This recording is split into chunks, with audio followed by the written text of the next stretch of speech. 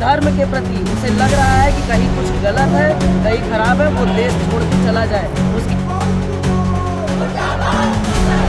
जिस तरीके की आतंकवादियों ने वारदात की है, उससे बुरे तरीके से, उससे बदतर तरीके से सजा मिलनी चाहिए। कलावा देख के उनकी हत्या करना ये बहुत ही शर्मनाक है। हम सब 200 साल पहले अगर हम चाहते हैं तब भी हम अंग्रेज़ों से लड़ते आए।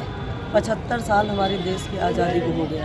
आज भी हम देश का बंटवारा हुआ, उसके बाद से लड़ाई लड़ते रहे लगातार। कहीं न कहीं जब देखो बीच बीच में आतंकों का हमला हमेशा होता आया है, तो इस चीज़ को देश से ख़त्म कर देना चाहिए। और पूरी तरह हम लोग आश्वस्त हैं कि जिस तरीके की घटना हुई है, हमारे देश के प्रधानमंत्री, हमारे देश के गृह मंत्री, उत्तर प्रदेश के मुख्यमंत्री जी, पूर्णतः हम लोग आश्वस्त हैं कि सही हाथों में देश है और जो भी डिसीजन होगा सही होगा। जिस तरीके की आतंकवादियों ने वारदात की है, उससे बुरे तरीके से, उनको उससे बदतर तरीके से सज़ा मिलनी चाहिए कि उनकी रूह काँप जाए, दोबारा इस तरह की वारदात न हो। और जिसे धर्म के प्रति उसे लग रहा है कि कहीं कुछ गलत है, कहीं खराब है, वो देश छोड़ के चला जाए। उसकी यहाँ आवश्यकता नहीं, उसके लिए पाकिस्तान है, वो जाके वहाँ रहे। हमारे देश में रहने की उसे आवश्यकता नहीं है। और इसके लिए पूरे भारत देश को सड़क पे उतरना चाहिए, क्योंकि ये हम लोगों के लिए बहुत गलत है, बहुत बहुत बुरा हुआ है। अगर बच्चे के साथ इस तरीके की वारदात की जा रही है,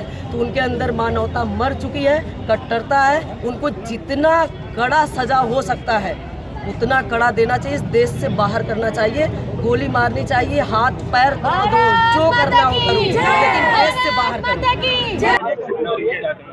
ये हर भारतीय के लिए बहुत ही शर्मनाक है कि हम अपने ही देश में स्वतंत्र नहीं है, कहीं भी आने जाने के लिए, कहीं भी घूमने के लिए।